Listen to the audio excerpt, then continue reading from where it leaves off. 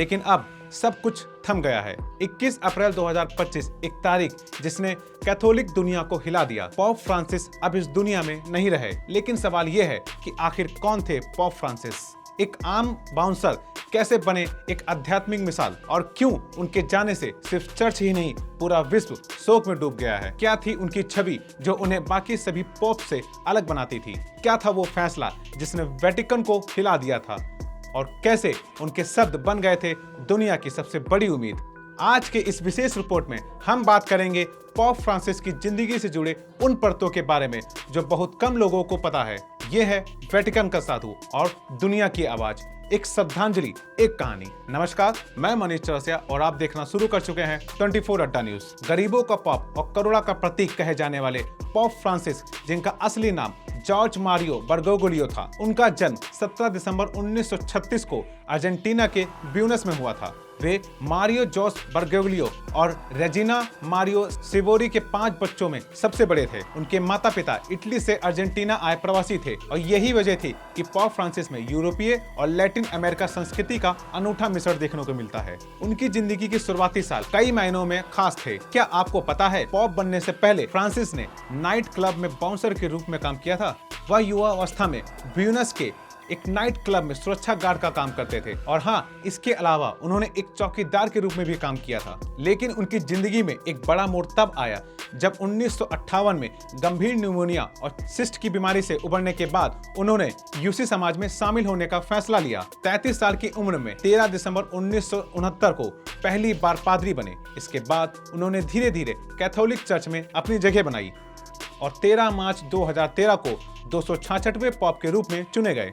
आपको कुछ खास बात बताएं तो पॉप फ्रांसिस न केवल पहले लैटिन अमेरिकन पॉप थे, बल्कि 1300 साल से ज्यादा गैर यूरोपीय पॉप भी थे। इसके अलावा वो पहले ज्यूइश पॉप भी थे, जो कैथोलिक चर्च के इतिहास में एक महत्वपूर्ण मील का पत्थर माना जाता है। क्या आपको पता है, जब पॉप फ्रांसिस चुने गए तो उन्होंने वेटिकन के भव्य पॉप आवास में रहने की बजाय कासा सांता के एक साधारण कमरे में रहना चुना। वे साधारण भोजन करते थे और अक्सर सार्वजनिक परिवहन का उपयोग करते थे। उनकी यही सादगी उन्हें गरीबों का पॉप बनाती थी और लोगों का चहिता भी। पॉप फ्रांसिस का मानना था कि चर्च को केवल परंपराओं में नहीं, बल्कि वर्तमान युग की चुनौतियों के साथ कदम मिलाकर चलना चाहिए। पॉप फ्रांसिस ने कैथोलिक चर्च को ऐसे बनाने की कोशिश की जहां हर किसी का स्वागत हो, जैसे कि समलैंगिक लोग, तलाकशुदा लोग और वो लोग जो आमतौर पर चर्च से दूर हो जाते हैं।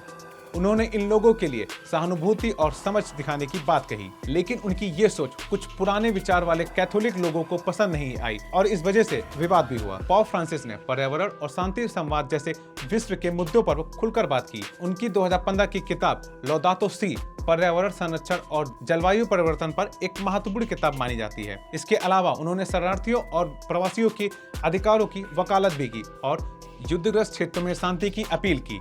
एक बार की बात है जब ब्रुसेल्स हमलों के बाद मुस्लिम विरोधी भावनाएं बढ़ गई थी, तब पोप फ्रांसिस ने भाईचारे का भाव प्रदर्शित करते हुए मुस्लिम, ईसाइयों और हिंदू शरणार्थियों के पैर धोकर चूमे थे और उन्हें एक ही ईश्वर के संतान घोषित किया था। पॉप ने उस समय भी कहा था कि हमारी संस्कृति और धर्म अलग अलग हैं, लेकिन हम भाई हैं और दुनिया में सभी लोग को शांति से रहने का हक है।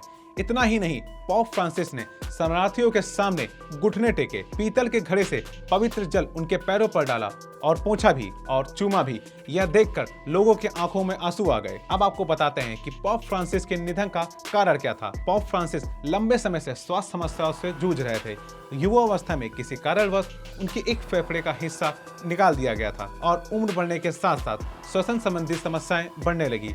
14 फरवरी 2025 को उन्हें सांस लेने में तकलीफ के कारण रोम के जेमेली अस्पताल में भर्ती कराया गया, जहां उन्हें डबल न्यूमोनिया का पता चला। इसके बाद उनके गुर्दों में संक्रमण और अन्य उम्र संबंधी दिक्कतें सामने आई। 21 अप्रैल 2025 को ईस्टर सोमवार के दिन पॉप फ्रांसिस का निधन हो गया। वेटिकन के डॉक्टर एंड्रिया आर्केजेली ने पुष्टि की कि उनकी मृत्यु सेरेब्रल स्ट्रोक, कोमा और हृदय गति रुकने के कारण हुई और इसके बाद वेटिकन में 9 दिन का शोक घोषित कर दिया गया। भारत में उनकी स्मृति में 22 से 24 अप्रैल तक 3 दिन का राजकीय शोक मनाया गया, जिसमें सभी सरकारी भवनों पर राष्ट्रीय ध्वज आधा झुका हुआ रहेगा। पॉप फ्रांसिस का भारत से अच्छा नाता था। उन्होंने प्रधानमंत्री मोदी से 2 बार मुलाकात की थी और भारत के प्रति उनका विशेष स्नेह था। और वहीं आपको बता दें कि राष्ट्रपति द्रौपदी मुर्मू इस हफ्ते वेटिकन सिटी में पोप फ्रांसिस के राजकीय अंतिम संस्कार में शामिल होंगी। वहीं पूरे विश्व की बात करें, पोप फ्रांसिस के निधन पर पूरी दुनिया भर के नेताओं और लोगों ने शोक व्यक्त किया है। पोप फ्रांसिस का निधन एक युग का अंत है, लेकिन उनकी शिक्षाएं, उनकी करुणा और उनकी सादगी हमेशा हमें प्रेरित करती रहेगी। वे एक ऐसे धर्मगुरु थे जिन्होंने न केवल कैथोलिक चर्च को बल्कि पूरी दुनिया को एक बेहतर जगह बनाने की कोशिश की। उनकी विदेश यात्राओं में लाखों लोग उनके दर्शन के लिए उमड़े और उनके संदेश ने करोड़ों दिलों को छुआ। अब आपको बताते चले, पोप फ्रांसिस के निधन के बाद वेटिकन के नए पोप के चुनाव की प्रक्रिया शुरू हो गई है। यह प्रक्रिया, जिसे कॉन्क्लेव कहा जाता है, यहाँ तक कि उसे बेहद गोपनीय और परंपरागत रखा जाता है। यहाँ तक कि कार्डिनल्स को बाहरी दुनिया से पूरी तरह अलग कर दिया जाता है। इसमें दुनिया भर के 230 कार्डिनल्स हिस्सा लेते हैं, जो सिस्टन चैपल में गुप्त मतदान करते हैं। जब तक कोई उम्मीदवार 2/3 बहुमत हासिल नहीं कर लेता, तब तक मतदान जारी रहता है। मतदान के बाद चिमनी से धुआं निकलता है।